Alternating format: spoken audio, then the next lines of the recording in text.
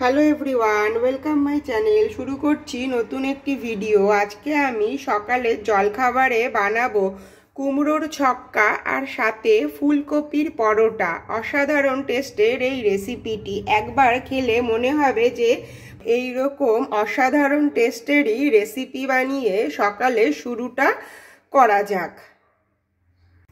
একটা গোটা ফুলকপি নিয়ে নিয়েছি আর এই ফুলকপিটা দিয়েই বানাবো আজকে সকালের টিফিনে বানাবো ফুলকপির পরোটা। সেই জন্য একটা ছোট সাইজের গোটা ফুলকপি নিয়ে নিয়েছি। প্রথমে এই ফুলকপিটাকে এইগুলো ছাড়িয়ে নেব। ফুলকপির এই ডাঁটাটাকে আমি কেটে ছাড়িয়ে নিলাম। শুধুমাত্র এই ফুলকপিটাকেই নিলাম। এই যে এইভাবে এটাকে নিয়ে একটু জলে ধুয়ে নেব। জলে ধুয়ে নিয়েছি আর এখানে একটু কড়াইতে জল গরম বসিয়েছি। এই গরম জলটার মধ্যেই ফুলকপিটাকে দিয়ে একটু ঢাকা চাপা দিয়ে 15 মিনিটের মতো সেদ্ধ করে নেব। যতক্ষণ ফুলকপিটা সেদ্ধ হচ্ছে ততক্ষণে এখানে আটা আর ময়দা একসঙ্গে মিশিয়ে একটুখানি মেখে নেব, কারণ পরোটা বানাতে গেলে তো আমাদের আটা ময়দার দরকার। সেই জন্য এখানে একটু বেশি পরিমাণে নিলাম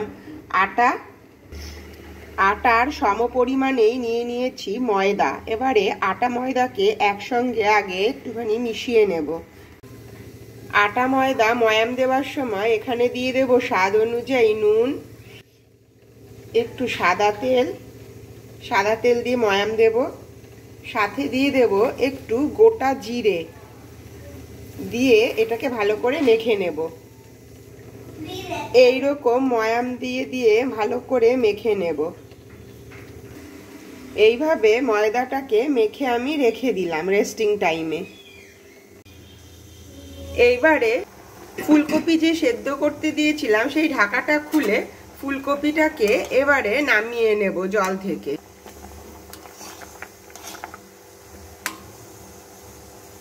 তুলে এখানে একটা থালার মধ্যে নিয়ে নিলাম, একটু ঠান্ডা করে নেব।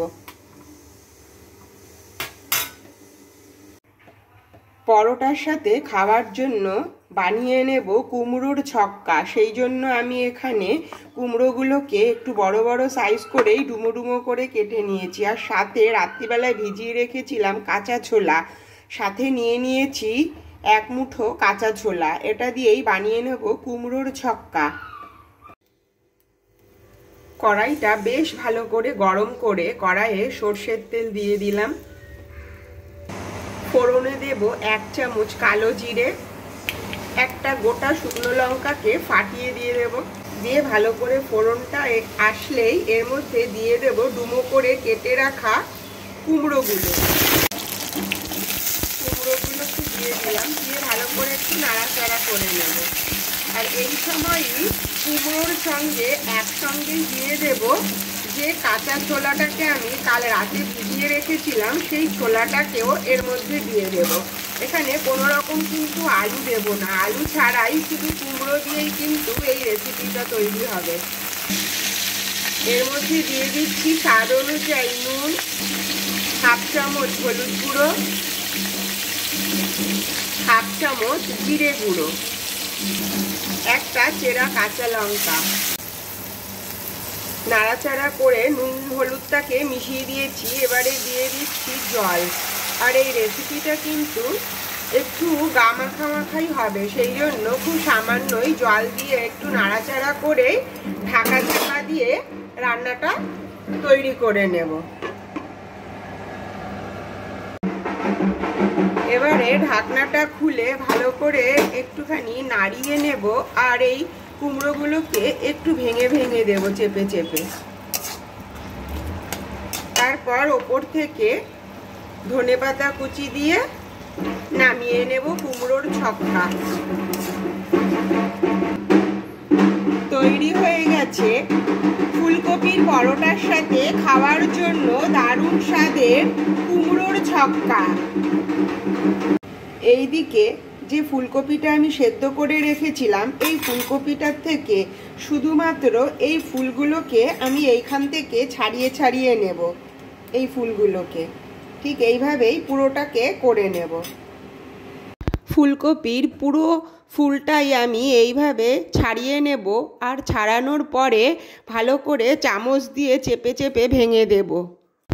একটা কড়াই বসিয়েছি, কড়াইটাকে ভালো করে গরম করে নেব, আর গরম করে নেওয়ার পর তাতে দিয়ে দিলাম সাদা তেল। সাদা তেলটা গরম হওয়ার সাথে সাথেই মৌরি ফোড়ন দিয়ে দিলাম। মৌরির মধ্যে দিয়ে দিয়েছি 1/4 টেবিল চামচ এভারেস্টের হিং। ফোড়নটা আসার পরেই আমি কড়াইতে দিয়ে দিচ্ছি যে ফুলকপিটাকে আগে থেকে চামচ দিয়ে চেপে চেপে স্ম্যাশ করে রেখেছিলাম, সেই ফুলকপির ফুলগুলোকে। তারপরেই এর মধ্যে দিয়ে দিচ্ছি স্বাদ অনুযায়ী নুন, সামান্য একটুখানি হলুদ গুঁড়ো দিয়ে একটু ভালো করে নাড়াচাড়া করে পুরোটাকে মিশিয়ে নেব, যাতে একটু ভাজা ভাজা মতো হয়, আর হিং আর মৌরিটাও যাতে পুরোটাই মিশে যায় আর খেতেও অসাধারণ লাগবে। এইদিকে আমি ময়দার যে ডোটাকে বানিয়ে রেখেছিলাম তার থেকে একটা একটা করে লেচি কেটে নেব। লেচিগুলো কিন্তু একটু নরমই হবে, আর ময়দার এই ডোটা যদি নরম না হয় তাহলে কিন্তু ভালো ফুলবে না, ফলে খেতেও ভালো লাগবে না। এবারে একটা একটা করে এর মধ্যে আমি পুরটাকে ভরবো, সেই জন্য একটু বাটির মতন করে শেপ দিয়ে নিলাম। পুরটা কিন্তু একটু কম কম করেই দিতে হবে। যদি অনেকটা বেশি করে পুর দেওয়া হয় তাহলে বেলার সময় কিন্তু চারিদিক দিয়ে ফেটে বেরিয়ে যাবে, সেই জন্য একটু কম কম করেই পুর দিয়ে ভালো করে চেপে চেপে ঢুকিয়ে দিয়ে চারিদিক থেকে টেনে টেনে ভেতরে ভরে দিলাম। এইভাবেই আমি কিন্তু সবগুলোকে তৈরি করে নেব। প্রথমেরটা একটু বেশি হয়ে গেছিলো, তাই ওর থেকে একটু কমিয়ে নিয়েছিলাম। পরেরগুলোকে একটু কম কম করেই ভেতরে ভরে নিয়ে সবকটা লেচিকেই আমি রেডি করে নিয়েছি। এইভাবেই সবগুলোকে তৈরি করে নিয়েছি। এবারে এগুলোকে বেলার পালা আর বেলে ভাজার পালা। পুর ভরা এই লেচিগুলোকে আমি কিন্তু ময়দা দিয়েই বেলবো। ময়দা দিয়ে বেলে একটা একটা করে ভেজে নেব। প্রথমে ময়দা দিয়ে এপিট ওপিট করে মাখিয়ে নিলাম, তারপরে সুন্দর করে হালকা হালকা করে চেপে কিন্তু বেলবো। অনেক বেশি প্রেস করে যদি বেলতে যাই তাহলে পুরগুলো ভেতর থেকে বেরিয়ে আসবে, ফেটে যাবে। সেই জন্য খুব সাবধানে ধীরে ধীরে হাত দিয়ে ঘুরিয়ে ঘুরিয়েই বেলতে হবে, যাতে ভেতর থেকে বেরিয়ে না যায়। একটাতে আমার একটু বেশি হয়ে গেছিলো, তাই কিন্তু সামান্য সামান্য বেরিয়ে যাচ্ছিল। সেই জন্য খুব আস্তে আস্তেই বেলে তারপরে ভাজতে শুরু করেছিলাম। বেলা হয়ে গেছে, এবারে প্রথমে কড়াইতে তেল ছাড়াই এপিট ওপিট করে উল্টে ভেজে নিলাম। এপিট ওপিট করে ভেজে নেওয়ার পরেই এর মধ্যে কিন্তু অল্প অল্প করে তেল দিয়েছিলাম।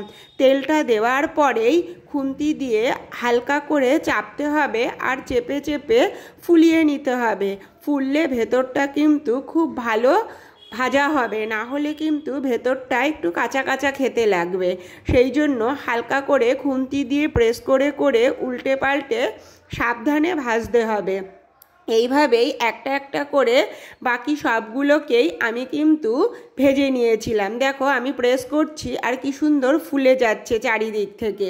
অসাধারণ টেস্ট, কিন্তু খুবই ভালো হয়েছিল। এইভাবেই প্রত্যেকটা পরোটাকে আমি বেলে ভেজে নিচ্ছি, এইভাবে খুন্তি দিয়ে চেপে চেপেই। তৈরি হয়ে গেছে দারুণ স্বাদের ফুলকপির পরোটা, সাথে কুমড়োর ছক্কা। অসাধারণ টেস্টের এই রেসিপিটি। যদি ভিডিওটি ভালো লেগে থাকে অবশ্যই লাইক, কমেন্ট, শেয়ার আর সাবস্ক্রাইব করো। দেখা হবে আবার next video. Take care, bye bye, thank you.